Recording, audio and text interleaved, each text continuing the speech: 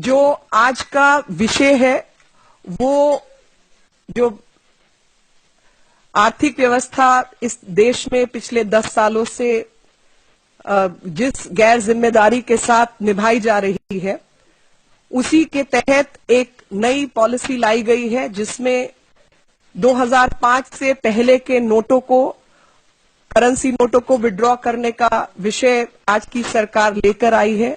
कहीं ना कहीं ये विषय जो बहुत बड़ा मुद्दा है काले धन का, उसको भ्रमित करने के लिए लाया गया है,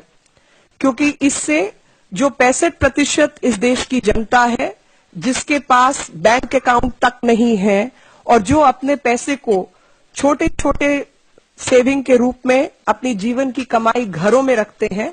और जो पढ़े लिखे नहीं हैं और दूर दराज में जहां पर बैंक तक नहीं है, उनका जो जीवन की कमाई है वो अफेक्ट होगी, ना कि काला धन। क्योंकि जिनके पास काला धन है और शहरों में है या जिनके पास व्यवस्था है, वो उन नोटों को बदलकर नए नोट जमा कर लेंगे। लेकिन जो गरीब आदमी है, जो असलियत में एक आम औरत और आम आदमी जो कि अपने पति से कुछ पैसा बचाकर शायद आटे के डब्बे में पैसा रखती है या दाल चावल में पैसा छुपा कर रखती है, ये उनकी जीवन की कमाई वो इस अव्यवस्था से प्रभावित होगी। और उस व्यवस्था के तहत जहां पर 3-3 कमेटियां बनाई गई सन 2011 में, जबकि सुप्रीम कोर्ट ने कहा था कि आप एक एसआईटी हम बनाना चाहते हैं जो कि सुप्रीम कोर्ट की निगरानी में काला धन जो कि विदेशों में जमा है उसको वापस लाने का इंतजाम ये सरकार करे, तो उसके खिलाफ ये सरकार ने दस्तावेज कोर्ट में पेश किए और कहा कि हम खुद इस पर काम कर रहे हैं और 3 कमेटियों का हमने गठन किया है। अब वो 3 कमेटियों की जो अवधि थी वो 18 महीने थी, जो कि कब की समाप्त हो गई। लेकिन आज तक उन कमेटियों ने कोई रिपोर्ट सबमिट की है, उस रिपोर्ट पर कोई कार्रवाई हुई है, इसका ज्ञान हमें नहीं है और किसी ने इसको बताने की या उस पर कुछ काम करने की कोशिश भी नहीं की। और ऐसे मामलों में 3-3 कमेटियों का गठन अपने आप में प्रश्न चिन्ह लगाता है, ताकि परिभाषा क्या हो, पैसा जो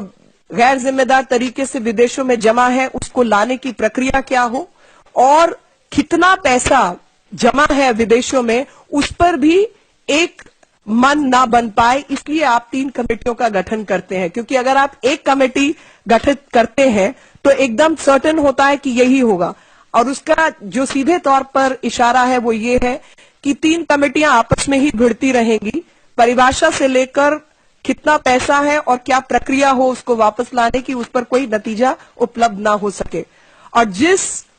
इन्होंने बात की थी रेड आइड की, तो उसके संदर्भ में मैंने कहा है कि जो इकोनॉमिक पॉलिसी है इस देश की, वो खाली ब्लू ब्लडेड अमीर लोग जिनके विदेशों में अकाउंट है, जो कि स्विस बैंक के अंदर अपने खाते रखते हैं, या तमाम ऐसी जगहों पर जहां पर वो अपने पैसे को या तो डॉलर के रूप में जोड़ते हैं या फ्रेंच फ्रैंक के रूप में जोड़ते हैं या डॉइच मार्क के रूप में जोड़ते हैं, वही लोग हैं जिनका जीवन इससे प्रभावित नहीं होगा। लेकिन जो गरीब अपनी एक एक पैसे को हिंदुस्तानी रुपए के रूप में जोड़ता है और उसके जीवन की जो कमाई है वो 65% भारतीयों का जीवन इससे प्रभावित होगा। और ऐसे में ये जो पॉलिसी है ये काले धन से जूझने की नहीं, बल्कि काला धन कैसे ना लाया जाए उसको भ्रमित करने के लिए, अव्यवस्था पैदा करने के लिए बनाई गई है।